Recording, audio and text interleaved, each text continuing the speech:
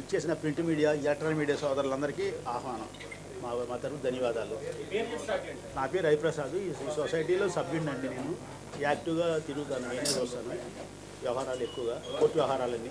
అంత కోర్టులో ఉంది కాబట్టి కోర్టు వ్యవహారాలు నేనే, మా సభ్యుల్లో కొంచెం చదువుకున్నామని ఎన్ని కారణాల వల్ల నేనే చూస్తున్నాను, లాయర్లతో పరిచయాలు ఉండడం వల్ల. సో అదే 81లో స్థాపించబడిందండి రిజిస్ట్రేషన్ నెంబర్ 2706తో స్థాపించబడింది 1981లో. అది సొసైటీ అనేది ఒక సంస్థ, అది నడుస్తూ ఉంటుందండి, అది రన్నింగ్, అది corporate body. Society corporate body అంటారు.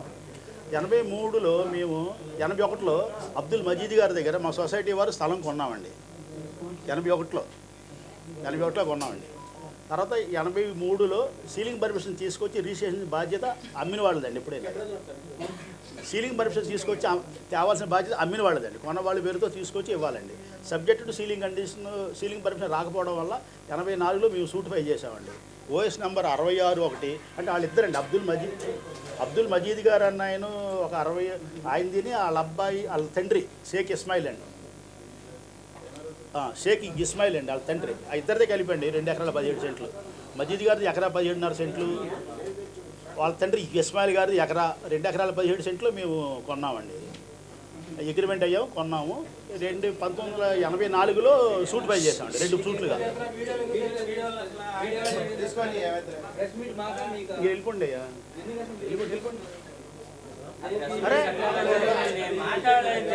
అలవాటు వల్ల ఈ చూసా లాయర్ గారు నాకు తెలిసి పేరుగా ఫైల్ చేసామండి. అది 95లో డిగ్రీ అయిందండి. మాకు 95లో డిగ్రీ అయిందండి విజయవాడ కోర్టులో. డిగ్రీ ఏమని ఇచ్చారంటే సీలింగ్ పర్మిషన్ తీసుకొని వాళ్ళు తీసుకొని మాకు రిజిస్టర్ చేయాలండి. ఆ రోజు 95లో డిగ్రీ ఇస్తే మేము మిగతా డబ్బులు కూడా కట్టాల్సి వస్తే కట్టమన్నారండి కోర్టు వారు. కట్టమంటే మేము కోర్టులో కట్టేసామండి. అప్పుడే కోర్టులో డబ్బులు కట్టేసాం, మిగతా బ్యాలెన్స్ కూడా కట్టేసామండి. కట్టిన తర్వాత వాళ్ళు సుప్రీంకోర్టు, వాళ్ళు హైకోర్టుకి వెళ్ళారండి. వాళ్ళు కింద కోర్టు నిర్ణయం తప్పని చెప్పి వాళ్ళు హైకోర్టుకి వెళ్ళారండి. 1995లో ఒక కేసు, 96లో ఒక కేసుగా వెళ్ళారండి, వెంటనే వెళ్ళారు. వాళ్ళు 96 లేదు, అది 2013లో డిస్పోజ్ అయిందండి. 2013లో డిస్పోజ్ అయిందండి. 2013 డిస్పోజ్ అయిందండి. ఇన్ బిట్వీన్ 2013లో కింద కోర్టు ఆట కన్ఫర్మ్ చేశారండి, మాకు రిజిస్టర్ చేయమని కన్ఫర్మ్ చేశారు. ఈ మధ్యకాలంలో ఏం జరిగిందంటే 2000లో మాకు తెలియకుండా మేము వాళ్ళకి సీలింగ్ పర్మిషన్ వచ్చిందంటండి. మాకు చెప్పలా, కోర్టుకి చెప్పలా, మాకు చెప్పలా. సీలింగ్ పర్మిషన్ వస్తే 2001లో ఒక 4 రోజుల్లోనండి మొత్తం రిజిస్ట్రేషన్ అన్నీ, మీరు వారు రిజిస్ట్రేషన్ చేసిన భూములు చూస్తే 4 రోజుల్లో మొత్తం రిజిస్ట్రేషన్ చేశారండి 40 ఫ్లాట్లు. మాకు తెలియదు ఆ మ్యాటర్. మాకు ఎప్పుడు తెలిసిందంటే 2013లో మేము హైకోర్టులో గెలిచామండి. గెలిచిన తర్వాత కింద కోర్టులో మాకు రిజిస్టర్ చేయమని పిటిషన్ వేసామండి. వేస్తే 2013లో వేస్తే 2014లో మజీద్ గారు తండ్రి చనిపోయారండి, ఇస్మాయిల్ గారు, హైకోర్టులో పెండింగ్ ఉండగా. ఆయన కూడా ఈయనకి వచ్చేసింది ఆస్తి మొత్తం. వారసుడు ఈయనగానే, ఈయనకి వీళ్ళమ్మ రాసిన ప్రకారం ఈయనే వారసుడు అయిపోయాడు. సోకాళ్ళు మజీద్ గారు మాకు రిజిస్ట్రేషన్ చేయాలని మేము ఈపీ వేసాం సార్. ఇక్కడ ఈపీ వేస్తే ఈపీలో ఆయన కోర్టుకు వచ్చారు, 2014 కోర్టుకు వచ్చారండి. వచ్చి నేను అమ్మేశానండి, వీళ్ళందరికీ వేరువేలుగా అమ్మేశాను, ఎవరికి అమ్మాను కూడా చెప్పలేదండి. నేను అమ్మేశానండి, నా దగ్గర ఆస్తి లేదు, నేనేం చేయగలను అని చెప్పాడండి. నువ్వు అమ్మడం ఏంటండి, కోర్టు వారి ద్వారా మేము రిక్వెస్ట్ చేశాడు, మీరు అమ్మడం ఏంటండి, మాకు జడ్జిమెంట్ అయ్యింది, మీకు సీలింగ్ పర్మిషన్ వచ్చినప్పుడు మీరు కోర్టుకి చెప్పి మాకు రిజిస్ట్రేషన్ చేయాలి. సీలింగ్ పర్మిషన్ వస్తే వారు కోర్టు తెలియపరిచి మాకు రిజిస్ట్రేషన్ చేయాలి కదా, రిజిస్ట్రేషన్ పెండింగ్ ఉంది కాబట్టి మీరు మాకు చేయాలి, మీరు వాళ్ళకి అమ్మడం ఏంటని అడిగితే నేను అమ్మేశారండి అన్నాడు. అప్పుడు మేము ఇలా ఎవరెవరు కొన్నారో అప్పుడు మేము ఎంక్వైరీ చేసుకొని వీళ్ళందరి పేర్లు సేకరించుకొని రిజిస్టార్ ఆఫీస్ ద్వారా రకరకాలుగా సేకరించుకొని ఈ 40 ఫ్లాట్ల వాళ్ళకి నోటీసులు ఇచ్చాం సార్. 2015లో నోటీసులు ఇచ్చామండి. అప్పుడు దాకా అది అచ్చంగానండి పొలం లాగే ఉంది సార్. మేము అక్కడికి వెళ్ళి చూసుకునేవాళ్ళని, అది మా పొలమే కదా అనుకునేవాళ్ళని. ఖాళీగా ఉందండి. అంతకుముందు ఆ రోడ్డు మీద మీకు మన ఏరియా కూడా అందరికి అవగాహన ఉందండి. ఏకలవ్య నగర్ అంటే రోడ్డు అంతా పాకలు ఉండేయండి, వెనక పొలాలు ఉండేయండి. అలాగా అది రోడ్డు నుంచి 4-5 అడుగులు గోతులాగా ఉండేది సార్. అలా గోతులాగా ఉండేది. మేము చూసుకొని మాది అనుకునేవాళ్ళు, ఊరుకుండేవాళ్ళు. మేము ఊరుకున్న తర్వాత ఆ 2001లో రిజిస్ట్రేషన్ చేశాను చెప్పాడు. అప్పుడు 2001లో అతనైందే జిడ్డు సుబ్బారు అనే అతను బ్రోకర్ ద్వారా ఆర్టీసీ ఎంప్లాయీస్కి అనుకుంటా సార్, మాకు ఇన్ఫర్మేషన్ బాగా ఆర్టీసీ ఎంప్లాయీస్ కొంతమందికి 4 రోజులు రిజిస్ట్రేషన్ అండి. అంతకుముందు నుంచే ప్లాన్గా ఉన్నట్టున్నారు సార్. 4 రోజులు రిజిస్ట్రేషన్ చేశారండి. చేసేస్తే అయిపోయిందండి. మేము వాళ్ళందరూ పోగు చేసుకొని వాళ్ళందరూ వివరాలు చేసి వాళ్ళందరూ ఈపీలో పార్టీలు చేసామండి, నోటీస్ ఇచ్చామండి. మేము నోటీస్ ఇచ్చిన తర్వాతే ఎవరైనా కానీ గంపెడు మట్టి పోసినా కానీ మేము నోటీస్ ఇచ్చిన తర్వాతేనండి. అంటే నేను అనుకోవడం ఆఫ్రికాడ్గా ఎవరి లాయరాలకి సలహా ఇస్తారు, పోస్టులు తీసుకుంటారని చెప్పడం సలహా ఇచ్చారో ఏం చేశారో కానీ మట్టి పోసారండి. మీరు రిజిస్టర్ ఆఫీస్కి నోటీస్ ఇచ్చామండి. మీరు 96లో రిజిస్టర్ ఆఫీస్లో చెప్తామండి, మాకు ఇలా పెండింగ్ ఉందండి, రిజిస్టర్ చేయొద్దని పెట్టామండి. రిజిస్టర్ ఆఫీస్ సంగతి మేమైతే లెటర్ ఇచ్చాము, 96లో పెట్టాం సార్, 95లో అయిపోయింది, అప్పుడే పెట్టాం రిజిస్టర్ ఆఫీస్లో. ఈసీ దాని గురించి మనం మాట్లాడకూడదు సార్. ఆ తర్వాత 2000 వాళ్ళందరూ పార్టీలు చేసాం సార్, అందరూ నోటీసులు ఇచ్చాం, అందరూ కోర్టుకి హాజరవుతున్నారు. కోర్టు ద్వారా నోటీసులు ఇచ్చామంటే నోటీస్ ఇచ్చా, కోర్టు ద్వారా అందరినీ పార్టీలు చేసాం సార్. వాళ్ళు అప్పుడు ఏమైందంటే కింద కోర్టులో మమ్మల్ని ముందు వాళ్ళు పార్టీలు చేయమని కోరుతాం సార్. ఫస్ట్ మనం పార్టీలు చేయమని కోరితే కోర్టు వారు అలౌ చేశారు. పార్టీలు చేరాల్సిందే, మీరు ఆయన దగ్గరే కొన్నారు కాబట్టి అదే ఆస్తి అదే ఆస్తిని అదే మనిషి దగ్గర మీరు కొన్నారు కాబట్టి మీరు పార్టీలు అవ్వాల్సిందని చెప్పారండి కింద కోర్టులో. ఆ తర్వాత దాని మీద వాళ్ళు హైకోర్టుకి వెళ్ళారండి. మళ్ళీ హైకోర్టుకి వెళ్ళారు, మేమెందుకు పార్టీ చేరాలని, మీరెందుకు దాని మీద హైకోర్టుకి వెళ్ళారు.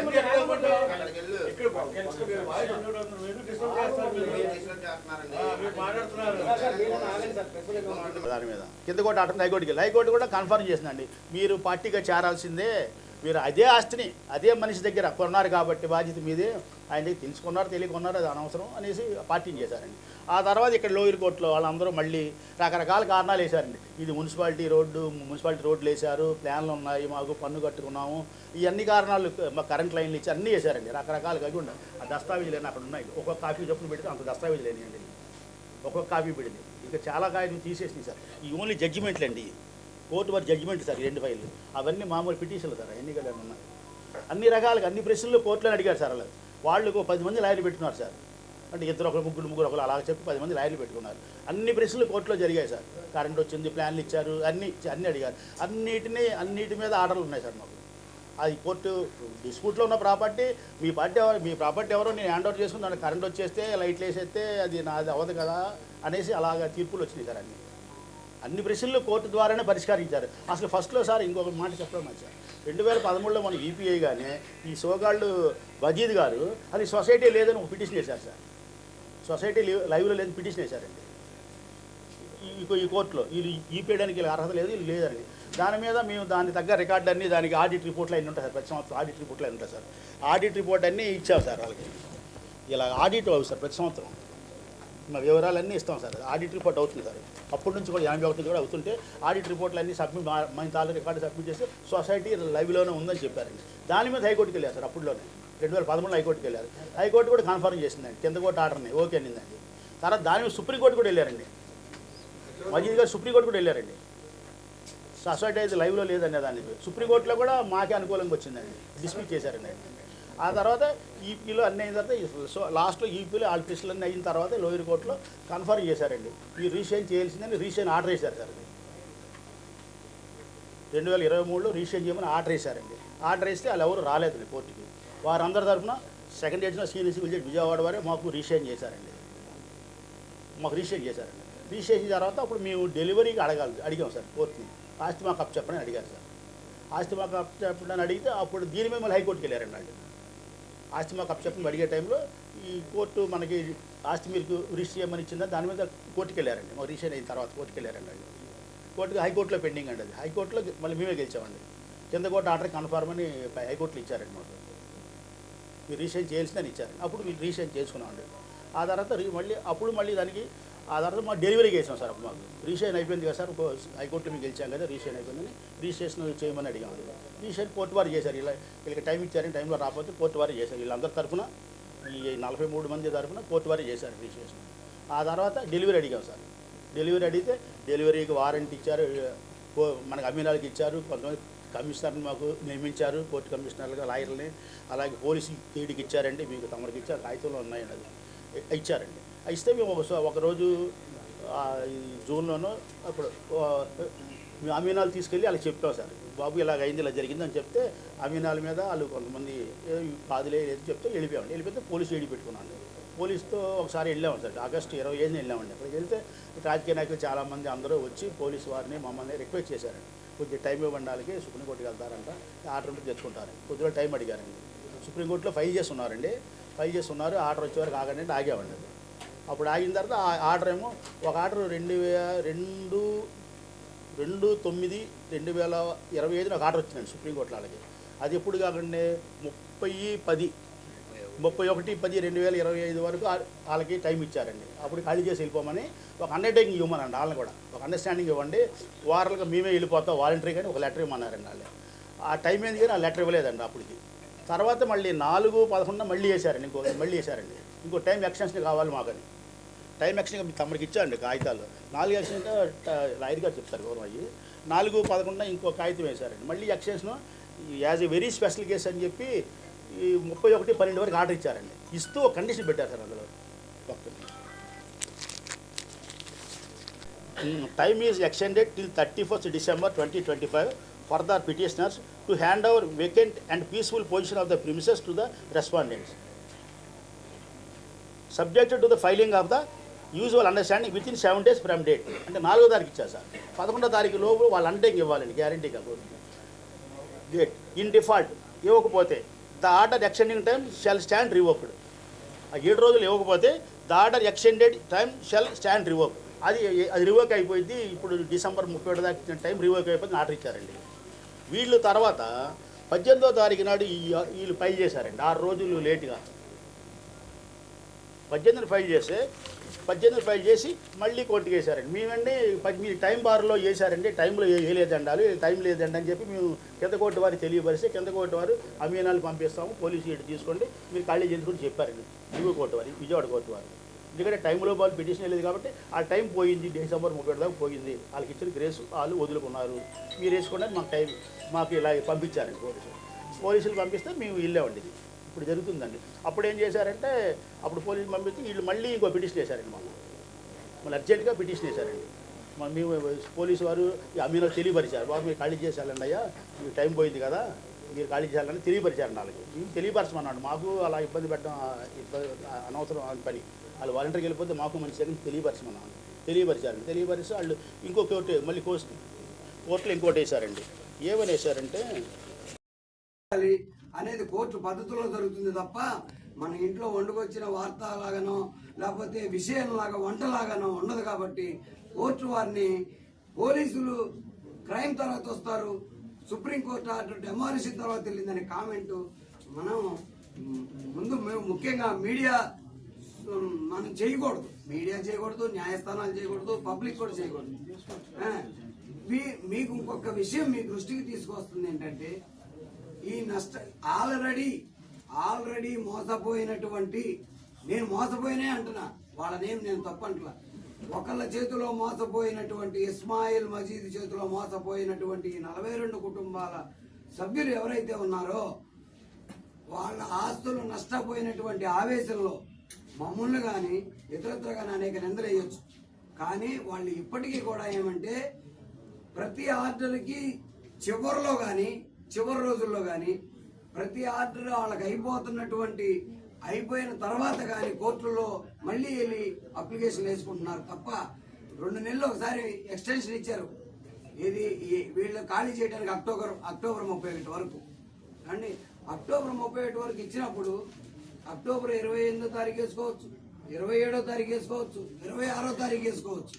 అక్టోబర్ 31 తర్వాత నవంబర్ 4వ తారీఖు 1వ తారీఖు వేసుకొని సరే కోర్టు వారు సుప్రీంకోర్టు వారు కూడా 42 కుటుంబాలు అంటే మాకు ఇంకా ఇల్లు దొరకలేదు, మేము మా తాతకు తగ్గట్టుగా అక్కడ అద్దులకు దొరకట్లేదు అని అంటే 2 నెలలు ఇల్లు దొరకలేదు అనే ప్రశ్న వేసినప్పటికీ మానవతా దృక్పథంతో సుప్రీంకోర్టు ఏం చేసిందంటే December 31, 2025 వరకు టైం ఇస్తూ 7 రోజుల్లోపు మీకు మీరుగా ఖాళీ చేసి వెళ్ళిపోతామని చెప్పి ఒక అఫిడవిట్ ఫైల్ చేయండి, వారం రోజుల్లో పనింది. అంతకుముందు 2 నెలలప్పుడు కూడా అలాగనే వాళ్ళకి అఫిడవిట్ ఫైల్ చేయమంటే వాళ్ళు ఖాతరు చేయలా, సుప్రీంకోర్టు డైరెక్షన్ లెక్క చేయలా.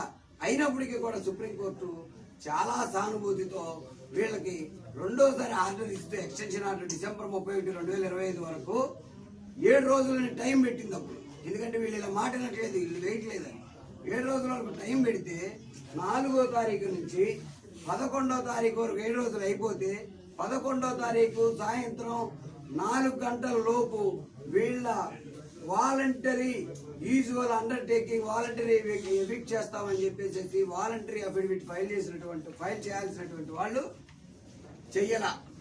11వ తారీఖు చెయ్యాలి, చెయ్యలా. అది ఎక్కడ ఎప్పుడు రెడీ అయిందండి? విజయవాడ బార్ అసోసియేషన్లో వాళ్ళు ఎక్కడ అఫిడవిట్ రెడీ చేసుకొచ్చినా విజయవాడ బార్ అసోసియేషన్లో ఉన్నటువంటి స్వామి గారు అనేటటువంటి నోటరీ అడ్వకేట్తో 12 అది ఢిల్లీ సుప్రీంకోర్టు ప్లేడర్ గారికి 17వ తారీఖు చేరింది. 17వ తారీఖు చేరిన తర్వాత 18వ తారీఖు ఫైల్ చేశారు ఆ అఫిడవిట్ని. ఆ అఫిడవిట్ ఫైల్ చేసేటప్పటికి 6 రోజులు డిలే ఉంది. 11 నుంచి 18కి 18ను ఫైల్ చేశారు కాబట్టి 18వ తారీఖు వాళ్ళు లెక్కలోకి తీసుకుంటే 6 రోజులు డిలే ఉంది. కానీ ఆ డిలేని కండోన్ చేయండి అనే పిటిషన్ కూడా వీళ్ళు ఆ అఫిడవిట్తో వేయకుండా ఉంటే అఫిడవిట్ ఫైల్ చేసి ఆ అఫిడవిట్లో మాత్రం వాళ్ళే అడ్మిట్ అయ్యారు. ఏమని, మేము 6 రోజులు డిలేతో ఫైల్ చేస్తున్నాం, ఎందుకంటే మా వాళ్ళందరితో మాట్లాడుకుని మా వాళ్ళందరితో సంతకాలు తీసుకోవడానికి మాకు లేట్ అయింది కనుక మేము 6 రోజులు డిలేతో ఫైల్ చేస్తున్నాం అని అఫిడవిట్ లో అడ్మిట్ అయ్యారు.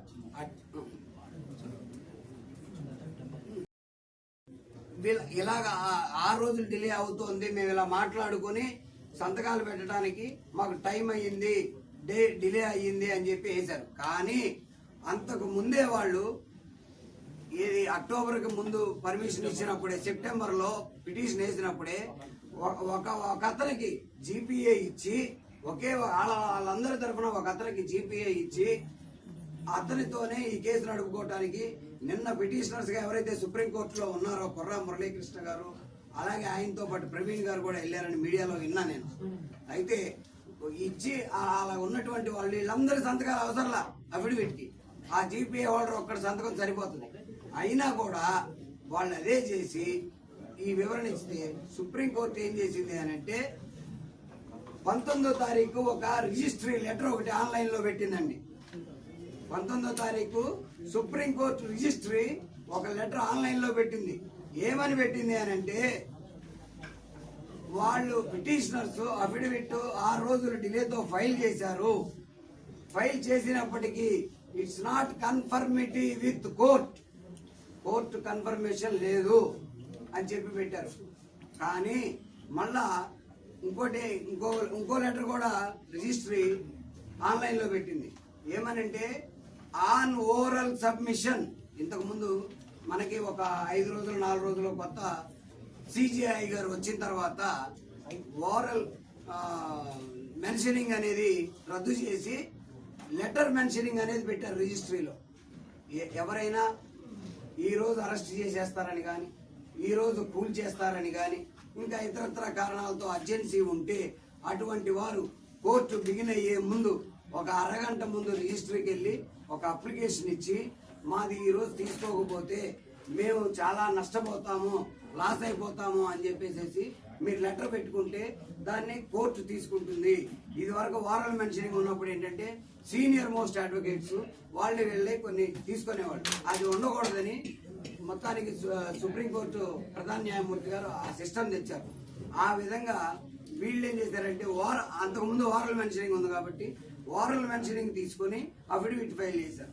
వారల్ మెన్షనింగ్ ఏం తీసుకున్నారండి, ఇలాగ మమ్మల్ని అఫిడవిట్ ఫైల్ చేయమన్నారు, 6 రోజుల డిలేతో మేము ఫైల్ చేస్తున్నాం కాబట్టి దానికి పర్మిషన్ ఇవ్వండి అంటే, అఫిడవిట్ ఫైల్ చేయడం వరకు మాత్రమే సుప్రీంకోర్టు అనుమతించింది. ఇది దయచేసి గమనించాలి. దేనికి అనుమతించిందంటే, ఫైల్ చేసేసి వీళ్ళు ఆల్రెడీ స్టే ఆర్డర్ పొందినట్టు కాదు, అఫిడవిట్ ఫైల్ చేయడానికి అనుమతించింది. కానీ ఆ affidavit through proforma with delay condition file చేయాల్సిన బాధ్యత అక్కడ అడ్వకేట్స్ ఉన్నది. ఆ డిలే కండిషన్ పిటిషన్ లేకుండా ఉట్టి అఫిడవిట్ ఫైల్ చేయడం ద్వారానే ఇది తీసుకోలేదు.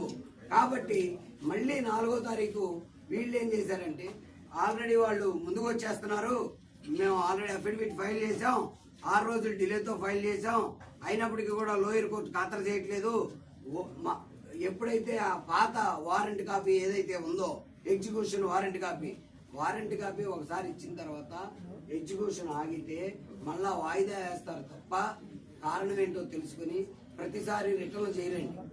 అంటే మీకు తెలియపరుస్తున్నా, అంత కోర్టు ప్రొసీజర్ తెలియపరిచి ఎందుకు ఆగింది అని అంటే, సుప్రీంకోర్టులో స్టే ఉందండి అని చెప్తే సరే ఆ స్టే తర్వాత డేట్కి వేస్తాం. అలాగనే ఈ వారెంట్ కూడా వాయిదా వేశారు. వాయిదా వేసినటువంటి వారెంట్ కాపీని తీసుకొని స్టే లేదు కాబట్టి 19వ తారీఖు ఆర్డర్ కాపీ ఏదైతే రిజిస్ట్రీ లెటర్ ఉందో ఏమని 6 days delay time board and not conformity with court అని ఉందో ఆ లెటర్ పట్టుకుని మేము పోలీస్ ఎయిడ్ పిటిషన్ ఉంది కాబట్టి పోలీస్ వారిని వెళ్ళి మీరు ప్రొటెక్షన్ ఇచ్చి మా అమీనాలు వస్తున్నారు కానీ మీరు ప్రొటెక్షన్ ఇవ్వట్లేదు, పోలీస్ ప్రొటెక్షన్ ఇచ్చి మాకు మా ప్రాపర్టీని మాకు అప్పగించేందుకు మా అమీనాలకి సహకరించండి అని మేము అడిగిన మాట వాస్తవం. అలాగని అమీనాలు కూడా వాళ్ళకి మెమో ఇస్తారు, పోలీసు మెమో. ఇలాగా కోర్టు వారు మాకు వారెంట్ కాపీలు ఇచ్చారు, ఎగ్జిక్యూషన్ చేయాలి, మేము వెళ్ళి వాళ్ళకి ఆస్తి అప్పచెప్పాలి, మీరు మాకు ప్రొటెక్షన్ ఇవ్వండి అని వాళ్ళు ఇస్తారు. వారెంట్ కాపీ ఇస్తారు, పోలీస్ అఫీషియల్ మెమో అంటారు కోర్టు ఇచ్చినటువంటిది, ఆ అఫీషియల్ మెమో ఇస్తారు. ఇచ్చిన మీదట వాళ్ళు సిపి గారి దృష్టికి అన్ని డీసీపీ గారి దృష్టికి అన్నిటికీ తీసుకొచ్చిన తర్వాత వాళ్ళు ప్రొటెక్షన్ ఫోర్స్ ని ఆర్డర్ చేసుకోవాలి. చేసుకున్న తర్వాత వాళ్ళని తీసుకొని వచ్చి ఇక్కడ ఎగ్జిక్యూషన్ చేసుకోవాలి. ఎగ్జిక్యూషన్ జరిగేటప్పుడు ఓవరాల్ గా మొత్తం ఎగ్జిక్యూషన్ 11 గంటల లోపే అయిపోయిందండి. ఇందులో తప్పేం లేదు. ఉదయం స్టార్ట్ చేసుకుంటే అయిపోయింది. అయితే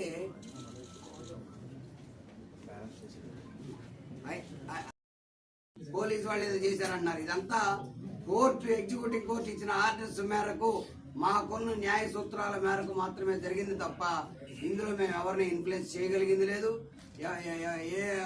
ఏ రాజకీయ నాయకులు మాకు కలిసి వచ్చింది లేదు. ఈ ప్రభుత్వాల ద్వారా మేము పని చేయించుకున్నది లేదు. అంతా కూడా మేము కోర్టుల్లో, న్యాయస్థానాల్లో పోరాటం చేసుకుని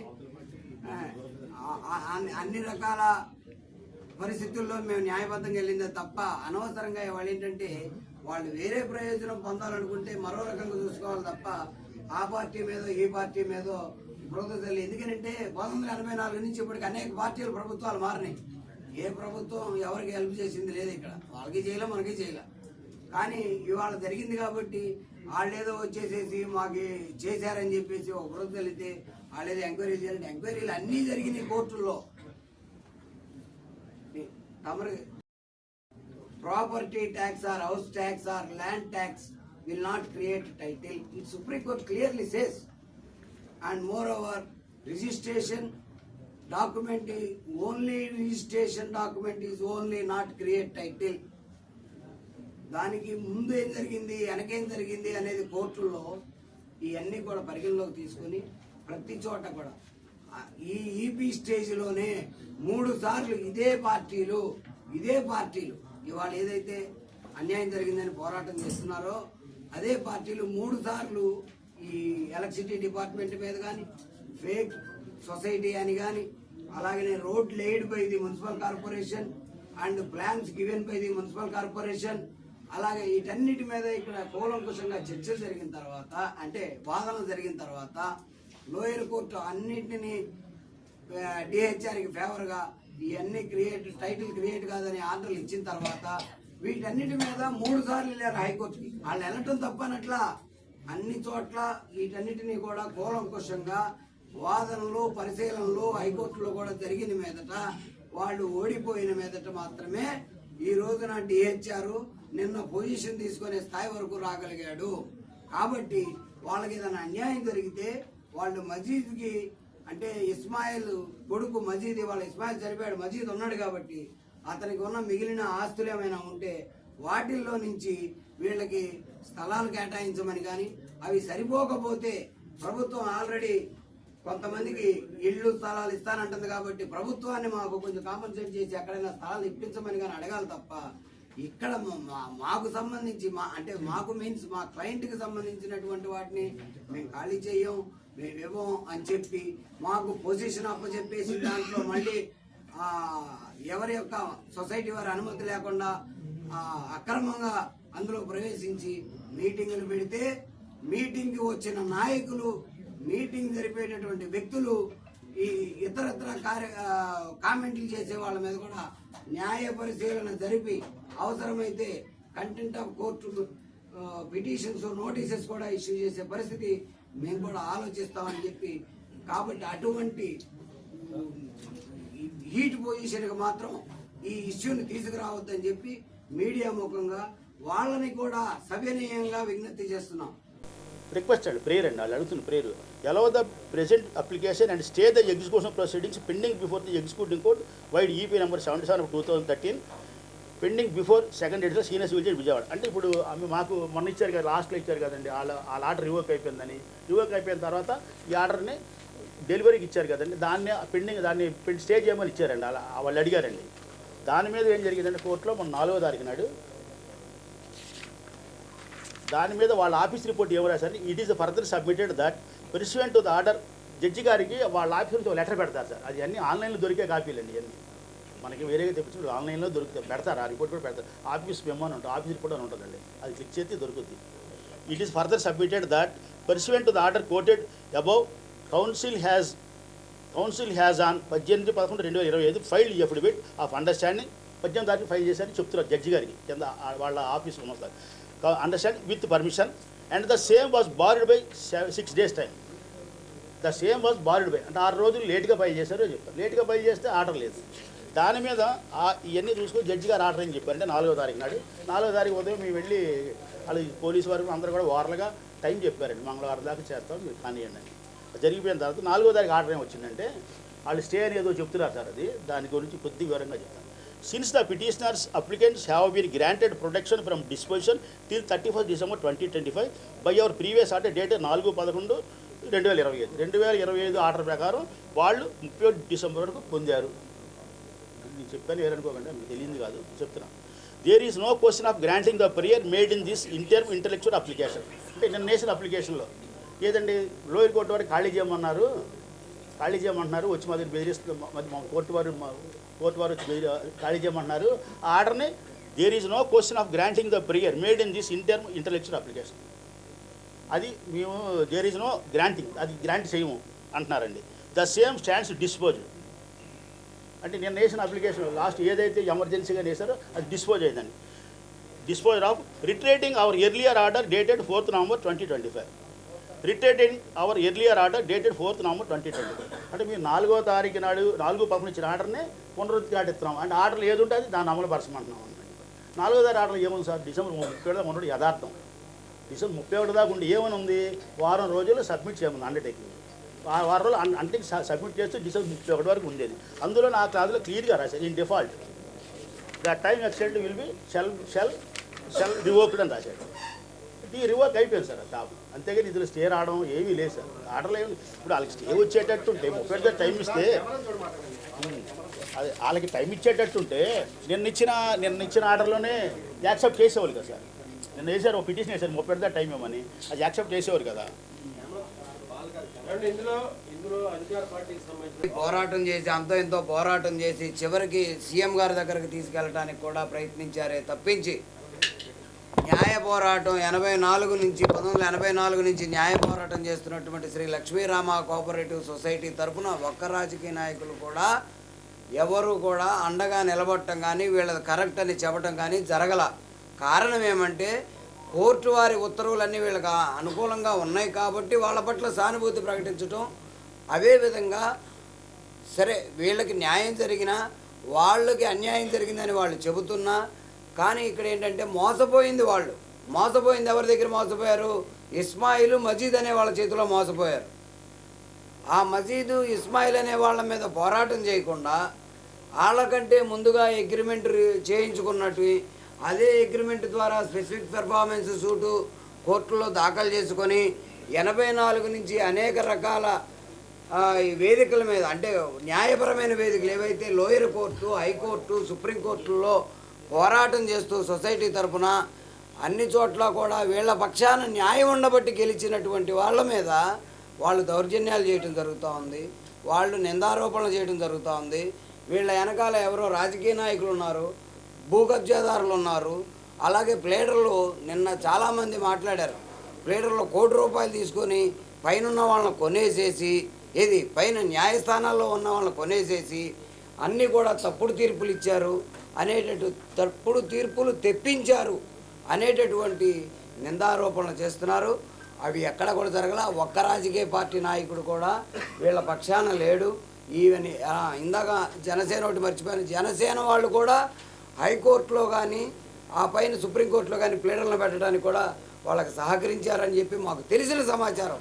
ప్రత్యక్షంగా అయితే మాకు తెలియదు, కానీ ఆఖరికి తెలుగుదేశం తరఫున బేగ్ గారు కానివ్వండి, జలీల్ గారు కానివ్వండి, దేవినేని అవినాష్ గారు కానివ్వండి, పోతిన మహేష్ గారు కానివ్వండి, తర్వాత వెల్లంపల్లి శ్రీనివాస్ గారు కానివ్వండి, కేసినేని చిన్ని గారు, తర్వాత ఎమ్మెల్యే ఈయన సుజనా చౌదరి గారు అయితే మొన్న ఆగస్టు 25న ఏ రోజైతే మేము అందులోకి వెళ్ళి పొజిషన్ తీసుకుంటానికి పోలీసు వారికి వెళ్ళామో, వాళ్ళు ఆల్రెడీ సుప్రీంకోర్టులో పిటిషన్ వేసి ఉన్నారు. కాబట్టి వాళ్ళకి మీరు మానవతా దృక్పథంతో కొంత సమయం ఇవ్వండి, పోలీసు వారిని మేము అడుగుతున్నాం, పోలీసు వారి మాట మీరు కూడా వినండి, కేవలం న్యాయస్థానాల దృష్టిలోనే వెళ్ళకండి.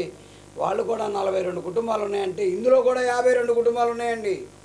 ఈ సొసైటీలో కూడా ఒక్కళ్ళది కాదు, ఇది 50 కుటుంబాలు ఉన్నాయి. కాబట్టి మీరు కూడా ఆగండి అని అంటే, న్యాయపరమైనటువంటి తీర్పులన్నీ మా పక్షాన ఉన్నాయి కాబట్టి ఏ రోజుకైనా న్యాయం ఇటే ఉంటుంది, ఈలోపు వాళ్ళు కూడా అర్థం చేసుకుంటారు అనేటటువంటి ఒక నమ్మకం మాకు బలీయంగా ఉంది. కాబట్టి మేము కూడా ఆ రోజు సమయం ఇచ్చి వెనక్కి తగ్గి వెళ్ళిపోయాం. కానీ ఈరోజు నిన్న జరిగినటువంటి దానిలో రాకపోవటంతో ఒక్క రాజకీయ నాయకుడు కూడా రాలేదనంటే, ఈరోజు మాకు పొజిషను న్యాయపరంగా మాకు పొజిషన్ అప్పచెప్పారు. ఎవరు? అమ్మినాల ద్వారా అప్పచెప్పిన దానిలో మా యొక్క సొసైటీ అనుమతి లేకుండా ఇప్పుడు కూడా అక్కడ టెంట్లు వేసి ట్రెస్పాస్ చేసి అక్రమంగా ప్రవేశించి అక్కడ మీటింగులు పెడతా ఉన్నారు, ధర్నాలు చేస్తూ ఉన్నారు. దానికి కొంతమంది పోతిన మహేష్ గారు లాంటి వాళ్ళు కానీ ఇతరత్రా కానీ, ఒక్క పోతిన మహేష్ గారు అంటలా ఇతరత్రా కానీ రాజకీయ నాయకులందరూ కూడా అటెండ్ అవుతూ ఉన్నారు. అవసరాను పరిస్థితుల రీత్యా కొన్ని